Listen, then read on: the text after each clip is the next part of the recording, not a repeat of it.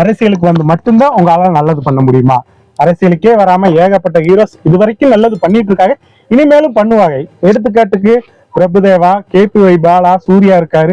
இவங்கெல்லாம் பண்ணதை ஏன் அரசியலுக்கு வராம உங்களால பண்ண முடியாதா? அதுக்கு காரணத்தை சொல்லுங்க. விஜய் நடிச்சிருக்காரு, அது மறுக்க முடியாத உண்மை. அந்த இளைஞர்கள் கூட எந்த ஒரு பிரதிபலனும் எதிர்பார்க்காம என் தலைவர் சொல்லிட்டான்டா, அரசியலுக்கு வந்துட்டார், மக்களுக்கு நல்லது செய், இந்த எளிய மக்களுக்கான அரசியலை எளிய மக்கள்கிட்ட கொண்டு போய் சேர்ப்போம் அப்படிங்கிற ஒற்றை நம்பிக்கையை மட்டும் கையில எடுத்துட்டு பின்னாடி வரான் பாத்தியா, அதை இந்த மனுஷன் செய்ய வச்சிருக்காரு. இந்த இளைஞர்களுக்கு என்ன தெரியும் அரசியலுடைய? சப்போஸ் 2026 விஜய் ஜெயிச்சிட்டாரு, வந்து எதுவும் பண்ணலைன்னா மக்களுக்கு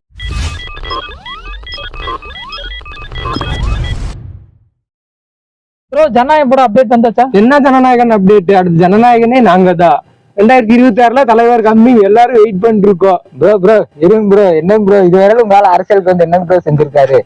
உங்களால் மட்டும் வந்து என்ன ப்ரோ செஞ்சாரு? எங்கெல்லாம் நிறைய செஞ்சிருக்காரு ப்ரோ. மாணவர்களுக்கு எல்லாம் மாசம் உதவித்தொகை 1000 ரூபாய் போட்டிருக்காரு ப்ரோ. உங்களால என்ன ப்ரோ பண்ணிருக்காரு இது வரைக்கும்? ப்ரோ வெயிட் பண்ணுங்க, எங்க தளபதி அரசியலுக்கு வந்தனால எவ்வளவு மாற்றம் நடந்திருக்கு தெரியுமா? இனிமே எவ்வளவு நடக்க போகுதுன்னு தெரியுமா? லிஸ்ட் போட்டு சொன்னா கேட்கறதுக்கு நேரம் பத்தாது, எதுவும் பத்தாது. சரிங்க ப்ரோ, உங்களால என்ன பண்ணாருன்னு ஒரு 5 பாயிண்ட் மட்டும் சொல்லுங்க ப்ரோ. என்ன வம்புக்கு இருக்கிறீங்க? நான் உங்கள்ட்ட சண்டைக்கு வர மாட்டேன்னு என்ன வம்புக்கு இருக்கிறீங்க? இல்ல ப்ரோ பரவாயில்ல, நீங்க சொல்லுங்க. வெயிட் பண்ணுங்க, எங்க அண்ணா வந்து எல்லாத்தையும் உங்களுக்கு தெளிவா சொல்லுவாரு. அண்ணாவே சொல்லுங்க கேட்போம். சரி ப்ரோ. தம்பிங்க நிப்பாட்டுங்களா, நீங்க ஏன்டா உங்களுக்குள்ள ஆர்குமெண்ட் பண்ணிக்கிறீங்க? இப்ப தளபதி விஜய் வந்து அரசியலுக்கு வந்தனால இங்க என்னென்ன அரசியல் மாற்றம் நடக்கும், அது தமிழகத்துக்கு சரியா தவறா, இதனால இளைஞர்களுக்கு என்னென்ன நடக்க போகுது, தமிழக மக்களுடைய வாழ்க்கையில எந்த மாதிரியான மாற்றம் நடக்க போகுது அப்படிங்கிற எல்லாத்தையுமே நான் வந்து எனக்கு தெரிஞ்ச அளவுக்கு ரொம்ப தெளிவா உங்களுக்கு சொல்றேன். நீங்க கேட்டு அதெல்லாம் தெரிஞ்சுக்குங்க, சரிங்களா? ஒன்றை மட்டும் ஃபர்ஸ்ட் நம்ம நல்லா தெரிஞ்சுக்கணும், இது வந்து ஒரு ஜனநாயக தேசம். இந்த ஜனநாயக தேசத்துல நாட்டுல யாரு வேணாலும் அரசியலுக்கு வரலாம். அதுக்கு இந்த நாட்டினுடைய அரசியலமைப்பு சாசன சட்டம் முழு சுதந்திரமும் உரிமையும் கொடுத்திருக்கு, ரைட்டா? அப்ப அரசியலுக்கு நடிகர்கள் வரலாம், விளையாட்டு வீரர்கள் வரலாம், 18 வயது பூர்த்தி அடைந்த இந்திய குடிமகனாக இருக்கக்கூடிய யார் வேணாலும் அரசியல் பண்ணலாம். அதை நம்ம வரவேற்று தான். இந்த நடிகர் வந்துட்டாரு அதனால அவர் அரசியல் பண்ணக்கூடாது அப்படிலாம் நம்ம சொல்றது மிகப்பெரிய தப்பு. அது ஜனநாயகத்துக்கு எதிரானதும் கூட. இப்ப விஜய் வந்து அரசியலுக்கு வந்துட்டாரு, நம்ம ரஜினி மாதிரி, கமல் மாதிரி அவங்கெல்லாம் ஃபார்ம் அவுட் ஆனதுக்கு அப்புறம் இனி படம் பெருசா ஓடாது, அவங்களுக்கு வயசாயிடுச்சு அப்படின்னு சொல்லிட்டு அந்த மாதிரியான ஒரு டைம் பீரியட்ல ஒரு அரசியலுக்கு வரல.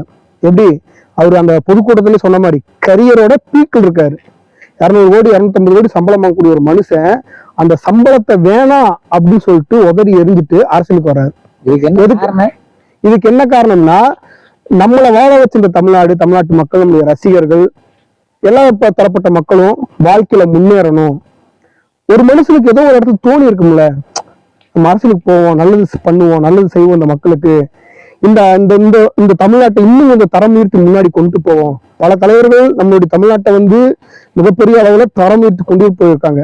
பெருந்தலைவர் காமராஜர் ஆகட்டும், தந்தை பெரியார் ஆகட்டும், இந்த மாதிரி நிறைய தலைவர்கள் வந்து நிறைய விஷயங்கள்ல வந்து சட்ட ரீதியாகவும் சரி, அரசியல் கொள்கை தெளிவு ரீதியாகவும் சரி தமிழ்நாட்டை முன்னேற்றி கொண்டு போயிருக்காங்க. ஆனா இப்ப இருக்க நிலைமைக்கு ஒரு அரசியல் மாற்றம் தேவை அப்படிங்கிறத மக்கள் நிறைய பேர் நிறைய இடத்துல உணர்ந்திருக்காங்க. அதுக்காக தளபதி வர்றாரு ஒண்ணு. அப்ப மற்ற நடிகர்கள் மாதிரி கரியர் போயிருச்சு, ஃபார்ம் அவுட் ஆயிட்டோம், படம் சரியா ஓடல அப்படிங்கிற ஒரு குற்றச்சாட்டை ஒரு மாதிரி வைக்க முடியாது. ஏன்னா கரியரோட பீக்கில் இருக்கும்போது அது வேணாம், நான் மக்களுக்கு வர்றேன், இதான் என் கடைசி படம் அப்படிங்கிறத ஓப்பனா டிக்ளேர் பண்ணிட்டு மனுஷன் வர்றான். அப்ப நம்ம பாராட்டி ஆகுது முதல் விஷயம். 2வது பாயிண்ட், இத்தனை நாள் வரைக்கும் இளைஞர்கள் எல்லாரும் பொதுவாக தளபதி ஃபேன்ஸ்லேயே கூட வச்சுட்டோமே, ஃபர்ஸ்ட் ஷோக்கு போவாங்க, கட் அவுட்டுக்கு பாலாபிஷேகம் பண்ணுவாங்க, பாலை ஊற்றுவாங்க, வெடி வெடிப்பாங்க, ட்ரம் செட் போட்டு அடிப்பாங்க. அப்படி இருந்த ஒரு இளைஞர் கூட்டத்தை இன்னைக்கு அரசியல் படுத்தியிருக்காரு. இன்னைக்கு அரசியல் படுத்தும் போது என்ன நடந்திருக்குன்னா, அந்த இளைஞர்கள் எல்லாம் தமிழ்நாட்டில் பெரும்பான்மையான இளைஞர்களுக்கு அரசியல் என்ன அப்படிங்கிறது உற்று கவனிக்க ஆரம்பிச்சிருக்காங்க. மும்மொழி கொள்கைன்னா என்ன, சாதிவாரி கணக்கெடுப்பு ஏன் எடுக்கணும், பரந்தூர்ல ஏன் விமான நிலையம் வரணும் வரக்கூடாது, வேங்கிய வயல்ல என்ன பிரச்சனை நடந்துச்சு, இன்னைக்கு தொகுதி மறுசீரமைப்புனா என்ன, தொகுதி ஏன் குறைக்கிறாங்க, இந்த மாதிரியான அதிகப்படியான அரசியல் தெளிவை இளைஞர்கள் பெறாங்க. அப்படி பெறும்போது என்ன நடக்கும், நம்முடைய மாநிலத்துல தமிழ்நாட்டை பொறுத்த வரைக்கும் ஒரு அரசியல் மாற்றம் மிகப்பெரிய நடக்கும். சுவாமி விவேகானந்தர் என்ன சொன்னாரு, ஒரு 100 இளைஞர்கள், துடிப்பு மிக்க 100 இளைஞர்களை கொடுங்க, இந்த தேசத்தையே நான் மாற்றி காமிக்கிறேன், வல்லரசாக்கிறேன்னு சொல்லியிருக்காரு. இன்னைக்கு ஒட்டுமொத்த தமிழ் சமூகத்தினுடைய பெரும்பான்மையான இளைஞர்கள் கூட்டம் யார் பின்னாடி இருக்குன்னா தளபதி விஜய் பின்னாடி இருக்காரு. அது மறுக்க முடியாத உண்மை.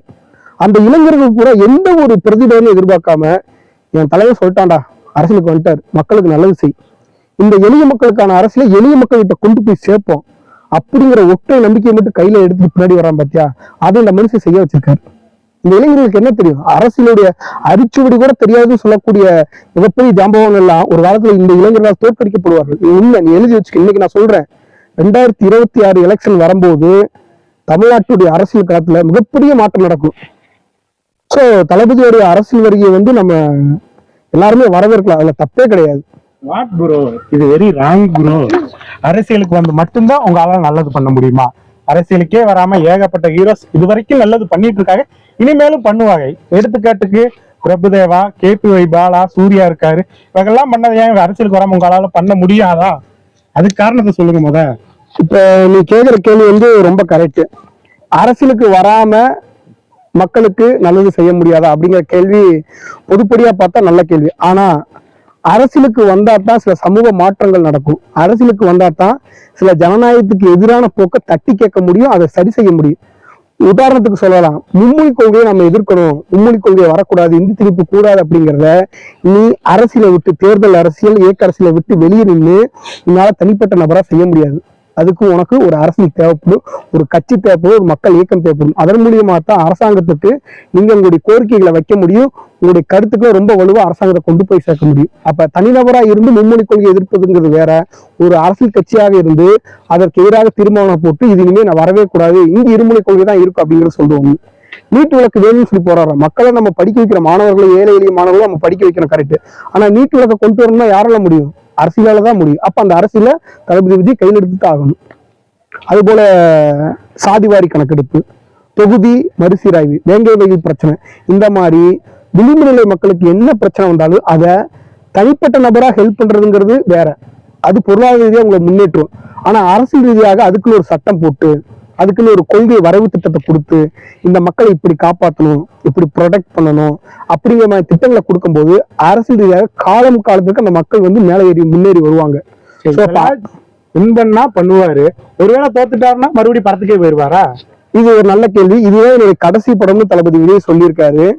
அப்ப கண்டிப்பா தோத்தாலுமே மேற்கொண்டு மறுபடியும் மக்களுக்கு இன்னும் வீரியமா செயல்படுவார்.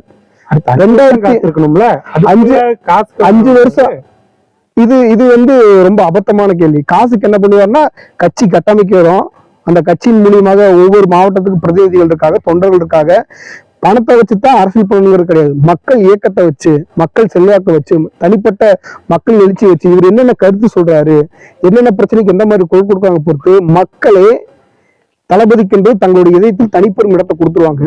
அவர் சொல்றது தப்பா மக்களே ஒரு இதயத்துல தூக்கி எரிஞ்சிருவாங்க. இதுதான் தமிழ்நாட்டுடைய அரசியல் வரலாற்றுல நம்ம காலங்காலமா பார்த்துட்டு இருக்குது.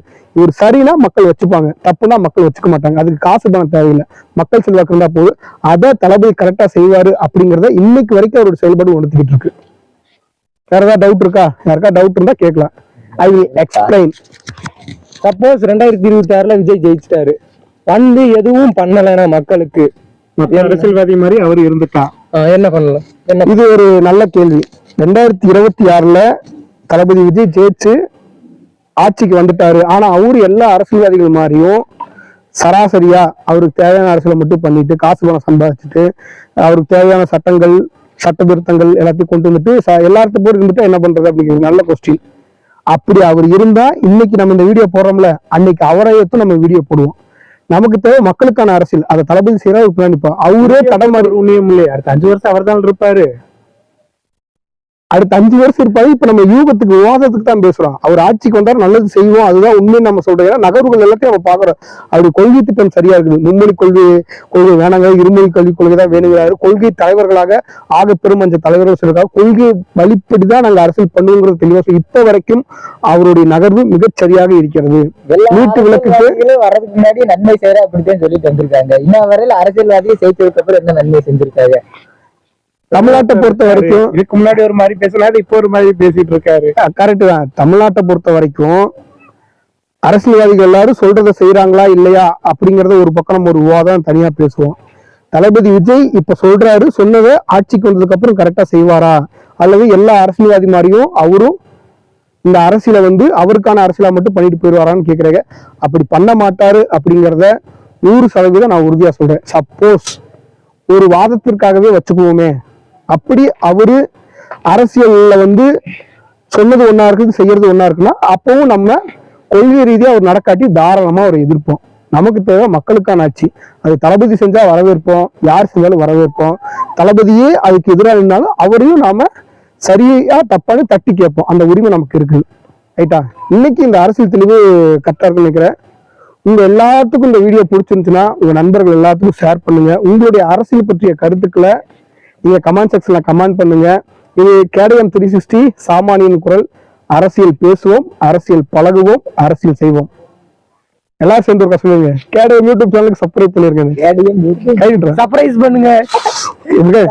எல்லாரும் கேடயம் யூடியூப் சேனலுக்கு சப்ஸ்கிரைப் பண்ணுங்க. ஓகே.